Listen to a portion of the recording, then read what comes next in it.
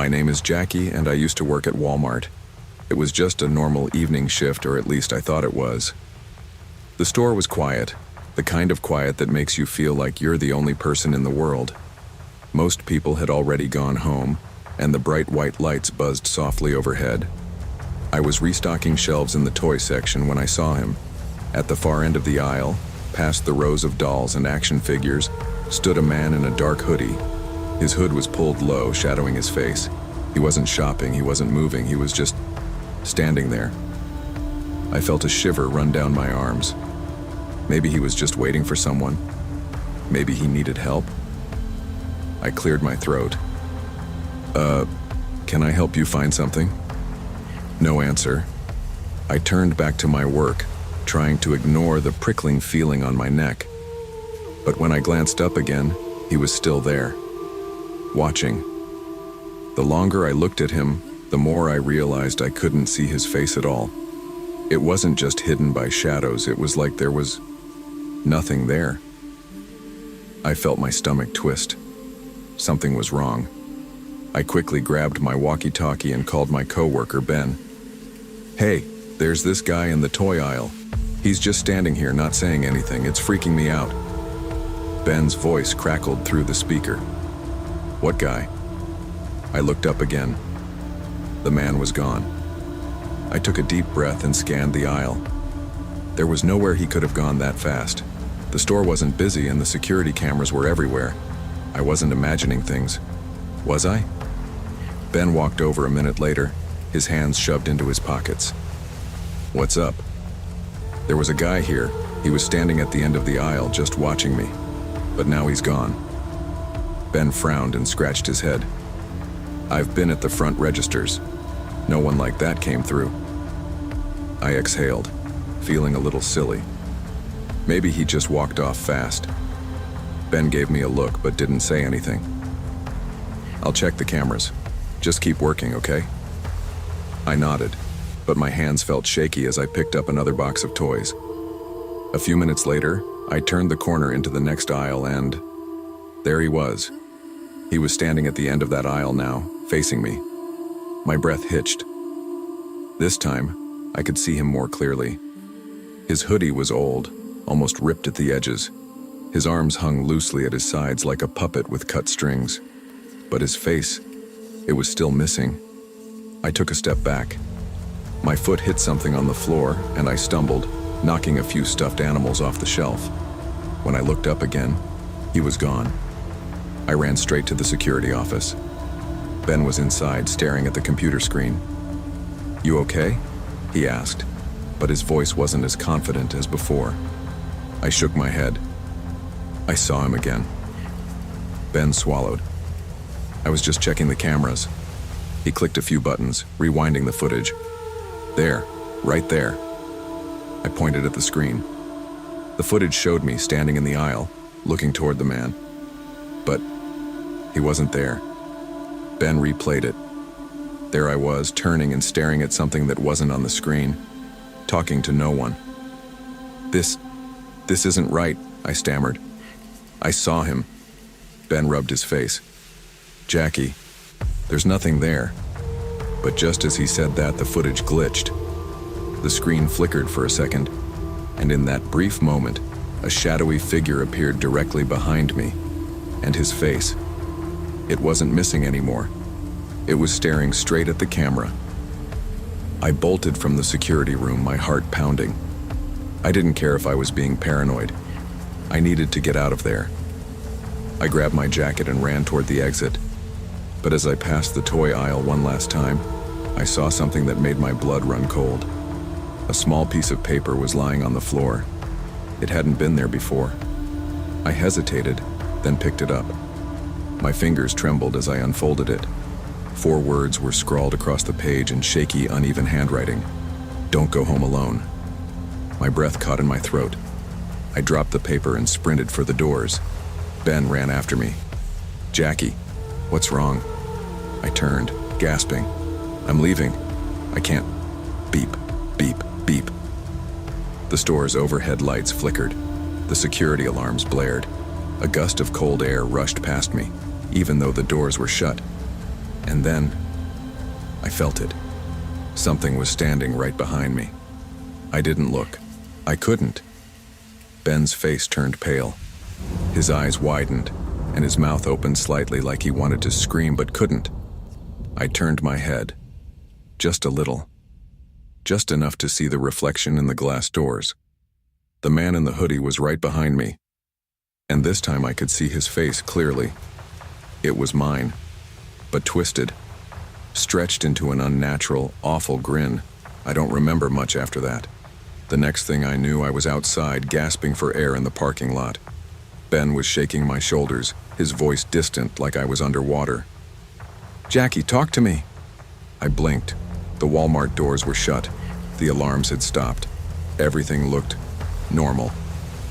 I turned back to the store windows, expecting to see him, but there was nothing. No shadow, no reflection, just my own pale face staring back. Ben drove me home that night. I didn't argue. I didn't want to be alone. For days, I couldn't sleep. I kept hearing soft footsteps outside my bedroom door, even though no one was there. Then one morning, I found another piece of paper under my pillow. "You can't hide forever." I quit my job at Walmart the next day, but sometimes late at night I feel it. A presence. A shadow standing just outside my vision. And I know he's still watching, waiting. Because no matter where I go, he always finds me.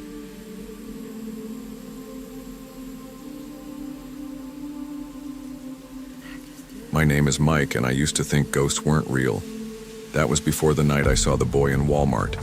It was late, around 10 p.m., and I was in the electronics section. I liked coming to Walmart at night when it was quieter. No crowds, no rush, just shelves full of things I didn't need but liked to look at anyway. I was checking out some new headphones when I heard it. A soft sniffle. I turned and saw a little boy standing alone between the TV displays. He looked about 5 years old, wearing an old blue jacket, his dark hair messy like he'd been running around. His head was tilted down, but I could see his small shoulders shaking. He was crying. I glanced around. There were no parents nearby. "Hey, buddy," I said gently, stepping closer. "Are you lost?"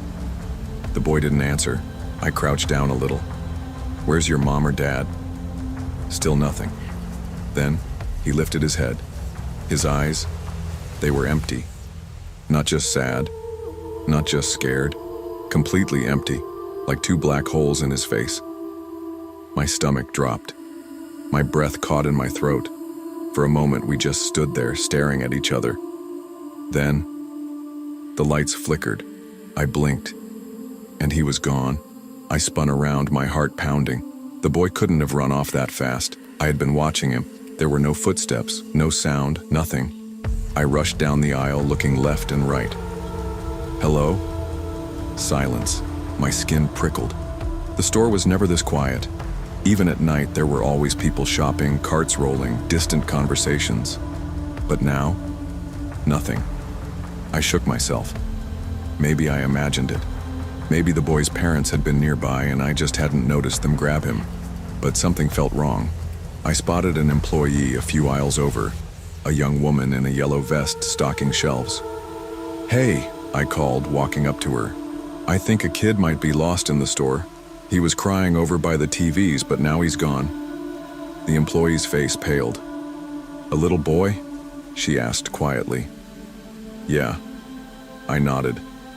Dark hair, blue jacket, about 5. She swallowed hard, her hands gripping the shelf behind her. "We don't have any reports of a missing child," she said slowly. I frowned. Maybe his parents haven't told anyone yet. She hesitated. Then she whispered, "You're not the first person to see him." A cold wave washed over me. "What do you mean?" I asked. The employee shifted nervously, glancing around as if she didn't want anyone to hear. "People have seen him before," she said.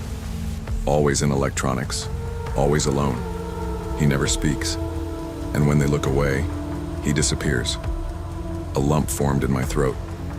"Is this some kind of joke?" I asked, hoping she'd smile and tell me yes. She didn't. I used to think so too, she muttered, until I saw him myself. My stomach tightened. You've seen him? She nodded, lowering her voice. It was a few months ago. I was closing up this section when I heard crying. I turned and saw him standing by the video games. I asked if he needed help, but he just stared at me. I felt my hands grow cold. What happened next? Her voice dropped to barely a whisper. The power cut out for a second. Just a second. And when the lights came back, she shuddered. He was gone. I swallowed hard. I didn't believe in ghosts. I never had. But I knew what I saw. And now, I wasn't the only one. Can I see the security cameras? I asked. The employee hesitated. I don't know if I can do that. Please, I said. I just need to know if I'm going crazy. She studied me for a moment, then nodded. Follow me. We walked to the back of the store, to the security room.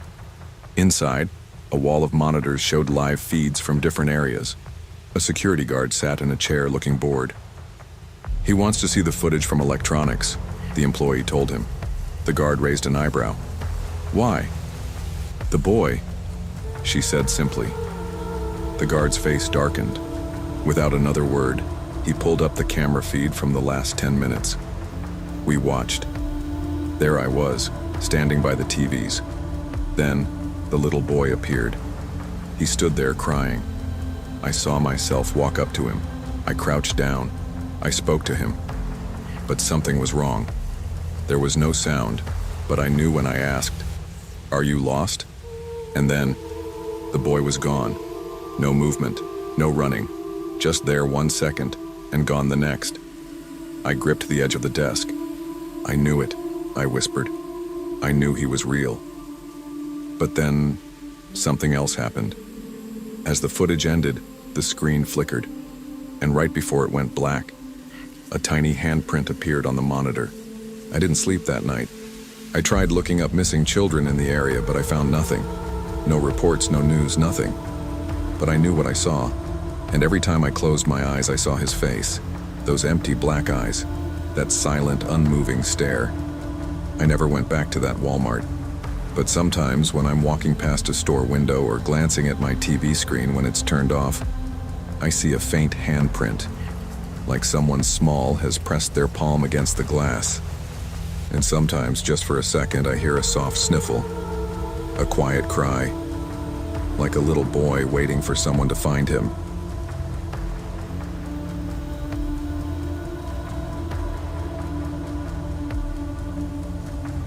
My name is John, and I used to love shopping at Walmart.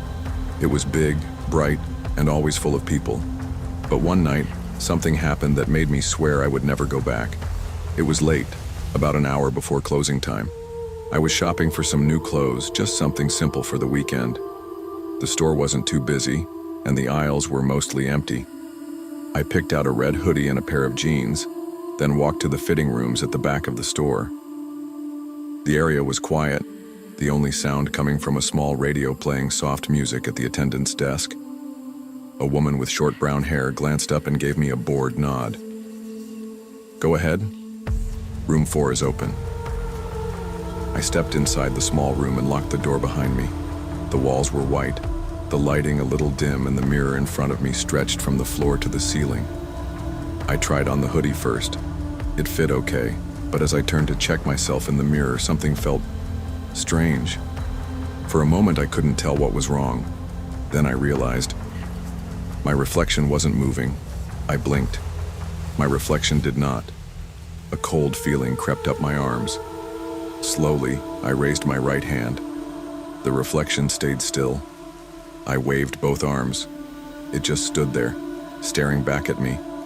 My chest tightened. My hands felt clammy. I forced myself to take a deep breath. Maybe the mirror was just broken. Maybe the lights were making it look weird. I stepped closer. The reflection suddenly moved, but not the way I did. It raised its left hand when I had raised my right. It tilted its head, just slightly, but not the way I had. And then, it smiled. A a slow, wide, unnatural smile that stretched across its face. My heart pounded. That wasn't my smile. I took a step back, pressing against the fitting room door. The reflection stepped forward. It was getting closer. I grabbed the doorknob, twisted it, and yanked the door open. I stumbled into the hallway, my breath coming fast. The fitting room attendant looked up, startled. "You okay?" I spun around to point at the mirror, but the mirror was gone. The wall was empty, just a plain white wall, like there had never been a mirror there at all. I stood there staring at the blank wall, my heart still racing. No, it was just there, I mumbled. The attendant frowned. "What are you talking about?" I turned to her. The mirror, the one inside room 4, something was wrong with it. She sighed. "Room 4 doesn't have a mirror." My mouth went dry. "That's not possible, I just saw it, I was looking right into it." She gave me a look like I was crazy. "Maybe you were in a different room?" "No." My voice came out too loud. "I know what I saw." She tapped her pen against the desk, clearly annoyed. "Look, do you want to try on your clothes or not?"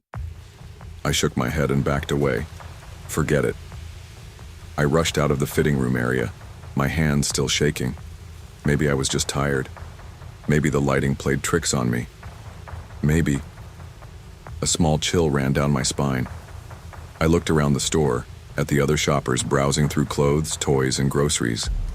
Everything seemed normal, but I had the horrible feeling that something was watching me. And then I saw it. Across the store, past the racks of jackets and shirts, there was a mirror, and standing inside it was me. But I wasn't moving. I felt frozen in place. My reflection was standing perfectly still, just like in the fitting room. No one else seemed to notice. Shoppers passed by without even glancing at the mirror. Slowly, I took a step forward. The reflection did not move. I raised a hand. Nothing. I forced myself closer, my breath quick and uneven. Then, just like before, the reflection smiled, a slow, unnatural, twisted grin that wasn't mine. I stumbled back, my body shaking. Then it moved, not like a reflection, not like a copy of me. It moved on its own. It raised a hand and waved. I turned and ran. I didn't stop running until I was outside, gasping for air in the parking lot. I never went back to that Walmart. For days, I couldn't shake the feeling that something was wrong. I avoided mirrors. I covered the ones in my house. I even stopped looking at my reflection in windows.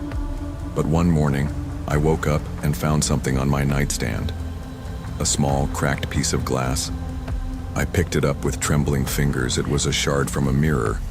And when I looked into it, I saw him, my reflection, smiling.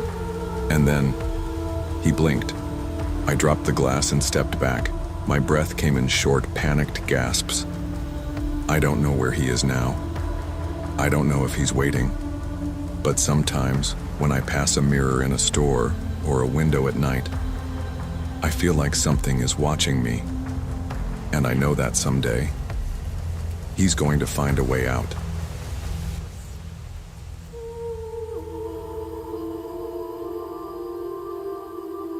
My name is Johnson, and I used to enjoy shopping late at night. The store was quiet, almost peaceful, and I could take my time without bumping into crowds.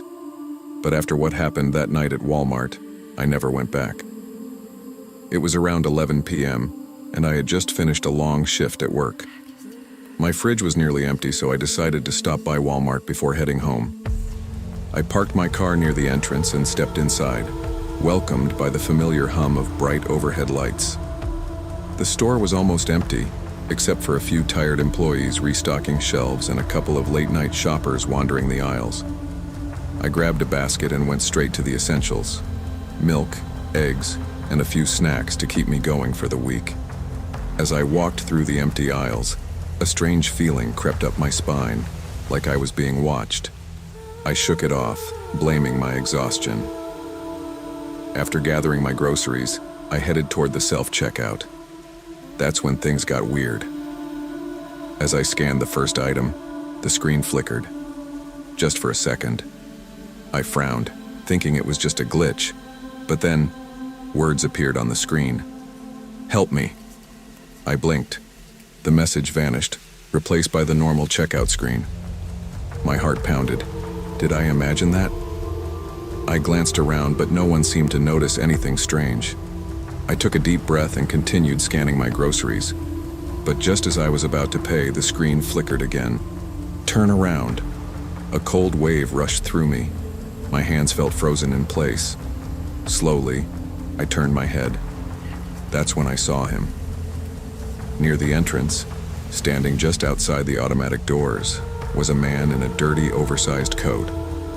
His face was pale, his eyes locked onto mine. And then, he smiled. But it wasn't a normal smile. It was too wide, too stretched, as if his face wasn't used to the movement. It sent a wave of nausea through me. The man lifted his hand and waved. I stumbled back, my pulse racing. Who was he? And why was he staring at me like that?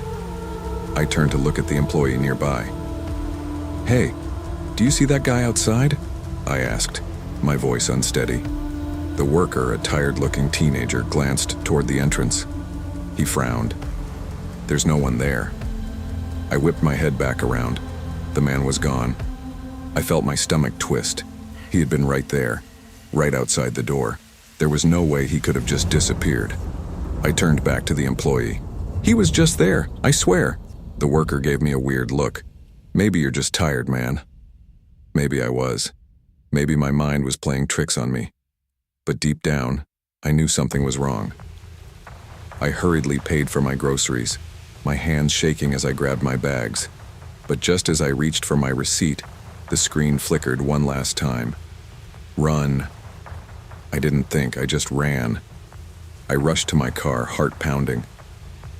The parking lot was quiet, only a few other vehicles scattered around. I fumbled with my keys, glancing over my shoulder. Nothing. No sign of the man. I let out a shaky breath, trying to convince myself I had imagined it. Maybe I was just tired. Maybe the checkout machine was broken. Maybe a shadow moved. My eyes darted to the far end of the parking lot. There, near the back row of cars, I saw him again, standing perfectly still, watching me. I didn't wait. I jumped into my car, locked the doors, and started the engine. The headlights lit up the parking lot, but when I looked again, he was gone. I pressed the gas pedal, speeding out of the lot and onto the road. My hands were gripping the wheel so tightly that my knuckles turned white. I forced myself to breathe. It was over. I was going home. But as I drove, a horrible thought crept into my mind. What if he wasn't outside anymore? What if he was inside my car? I swallowed hard and forced myself to check the rearview mirror. Nothing. I exhaled, shaking my head.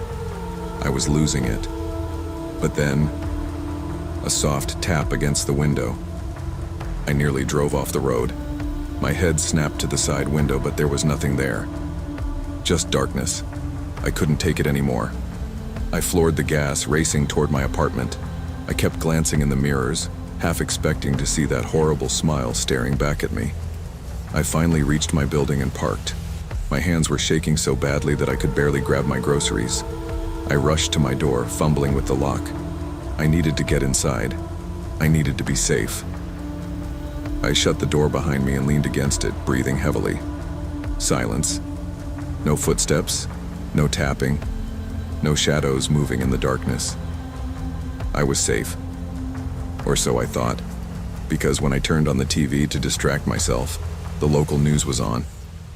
And the second I saw the screen, my blood ran cold.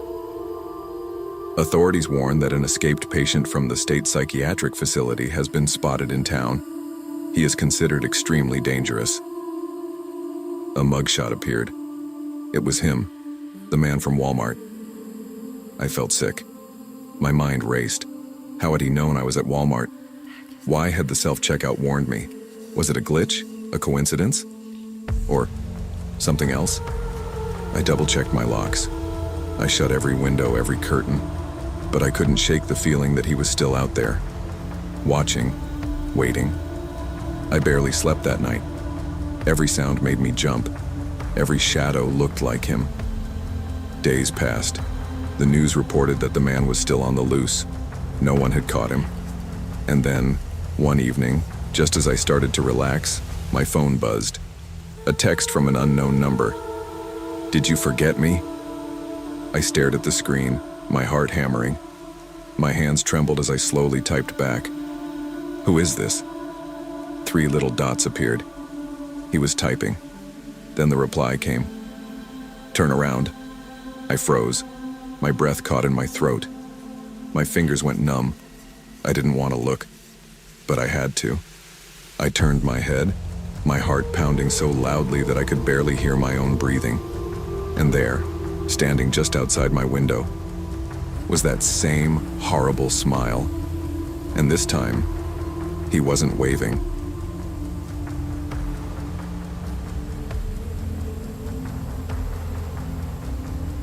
Black Friday at Walmart is always crazy. People rush in as soon as the doors open, grabbing everything in sight like wild animals. I've worked here for 3 years, and every year it's the same. Pushing, shouting, fighting over the last big screen TV. But this year was different. This year, something happened that I will never forget. I was standing near the electronics section, keeping an eye on the crowd. People were fighting over discounted laptops, ripping boxes open as if their lives depended on it. Then I saw her. A woman in a long red coat stood perfectly still near the TV display. She wasn't shopping. She wasn't moving. She was just staring. Her pale face was expressionless, her lips pressed into a thin line. Her black hair hung over her shoulders like wet strings. What was strange wasn't just how she looked. It was how the crowd ignored her. People bumped into her, pushed past her, but she didn't react. It was as if she wasn't really there. I nudged my coworker, Lisa. "Do you see her?" I whispered. Lisa glanced over, then frowned. "Who?" I looked again, but the woman in red was gone. My stomach tightened. I had just seen her. I knew I had. Trying to shake off the weird feeling, I went back to work. But the night was just beginning, and the horror was yet to come. Hours passed, and the chaos continued. Shoppers flooded every aisle, grabbing whatever they could.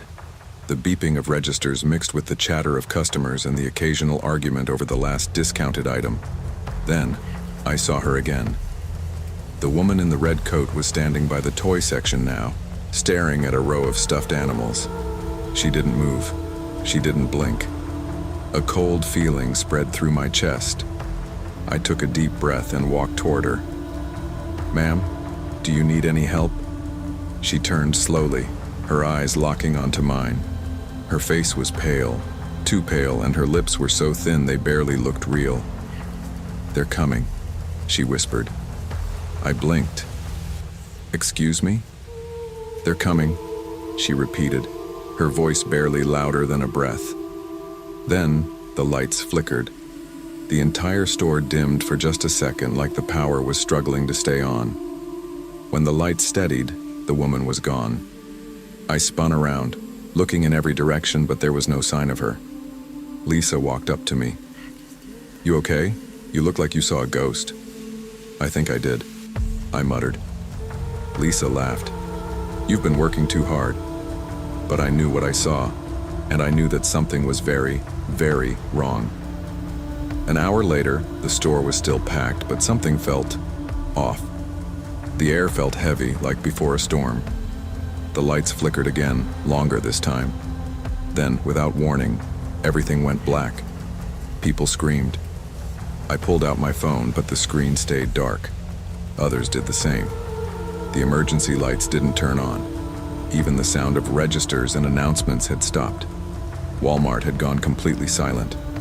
Then I heard something. A whisper. It was coming from the TV section.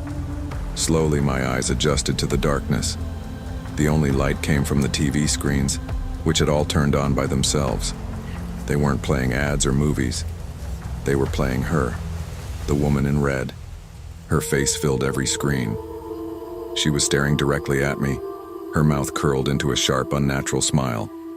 Then she spoke. You can't stop them. A horrible scratching noise filled the store. I covered my ears, but the sound dug into my skull. People were running, pushing, screaming, but the exits wouldn't open. We were trapped.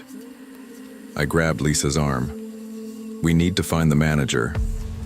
We stumbled through the dark store, using phone flashlights that barely worked. Then I saw them, shadows moving between the aisles. At first, I thought they were customers, but no. They were too tall, too thin. Their arms were too long, and their fingers stretched like claws. And their faces, if they even had faces, were just darkness. They weren't running, they were hunting. Lisa gasped, pulling me behind a shelf. "What are they?" she whispered. I didn't know. One of them turned its head sharply, as if it had heard her. It grinned. The second it moved toward us, the lights flickered back on. Everything was normal again. The store was fine, the shoppers were fine, the TVs were playing regular commercials, and the woman in red was gone. The rest of the night passed in a blur. Customers kept shopping like nothing had happened. Lisa refused to talk about what we saw. The doors had somehow unlocked, and people left without remembering the blackout. But I remembered, and I wasn't the only one. As I was leaving for the night, I saw something taped to my locker, a single piece of paper with messy, rushed handwriting. "Don't come back next year." I swallowed hard. My hands were shaking as I grabbed my keys and hurried outside. As I reached my car, I felt a cold breeze behind me. I turned around, and there she was, the woman in the red coat, standing in the empty parking lot staring at me, smiling. I jumped into my car, started the engine, and drove off without looking back. I quit my job the next day.